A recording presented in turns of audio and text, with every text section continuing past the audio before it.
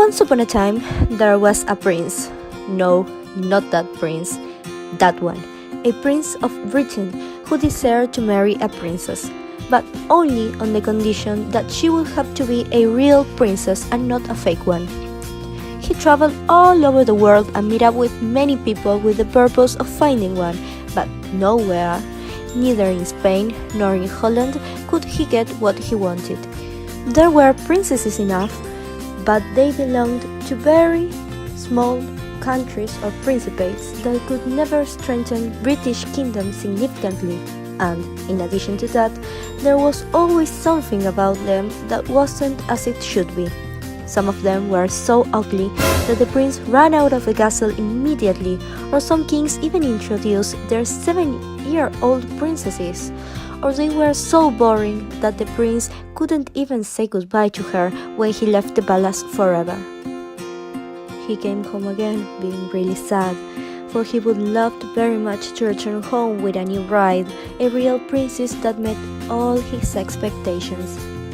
And one evening, a terrible storm came on. There was thunders and lightnings, and the rain poured down in torrents. Suddenly, a knocking was heard at the castle gate, just when the king was passing by the door, and so he went to open it. It was a girl standing out there in the front of the gate, claiming that she happened to be a princess. But good gracious, what a sight the rain and the wind had made her look! The water ran down from her hair and clothes. It ran down into the toes of her shoes and out again at the heels that were also covered in mud. And yet she said that she was a bloody princess, the princess of the Dutch kingdom, who had gone to Britain to meet the prince personally because she was not at home when he arrived at her palace and wanted to meet him and apologize for wasting his time. She said everything so fast and with a broken voice and trembling from the cold that the king could not understand the story very well, but that she was arriving in her carriage, and when the storm came on, the carriage got stuck in the middle of the forest that surrounded the castle. She kept claiming that she was a real princess who, indeed, happened to live a terrible misfortune. Well, we will soon find out if she is a real princess as she said, thought the old queen as soon as the king told her what happened. The queen had a plan.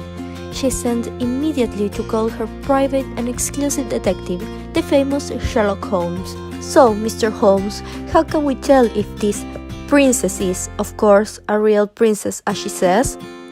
Sherlock Holmes happened to be the best in this kind of matters, and so, analyzing the situation and meditating all the possibilities, Holmes came with a rather extravagant and unexpected solution.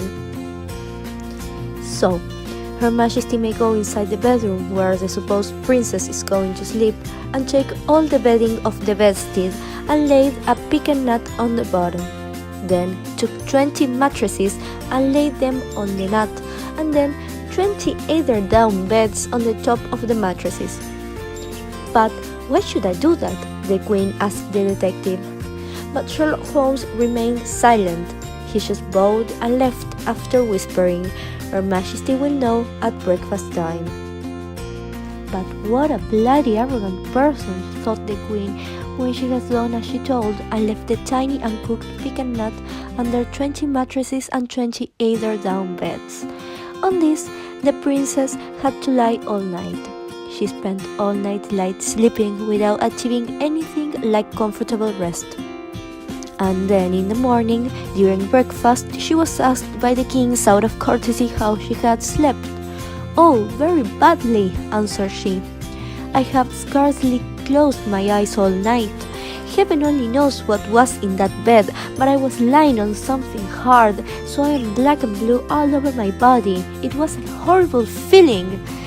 And then the queen looked around the table, trying to catch Sherlock Holmes' eye, who was rather happy with his own achievement of helping again the royal family. "Oh, I'm really sorry to hear that, my lady," Holmes said to the princess in question, in reply to her comment. "You know there's royal blood when not even a gnat can be missed in such comfortable mattresses." And then the queen understood that now they knew she was a real princess because she had felt the pecan nut right through the 20 mattresses and the 28 down beds. Nobody but a real princess could be as sensitive as that. So the prince, who fell in love with the royal blood and the extreme beauty of the princess, took her for his wife. The pig and nut was put in a museum, where it may still be seen if no one has stolen it. That's a true love story.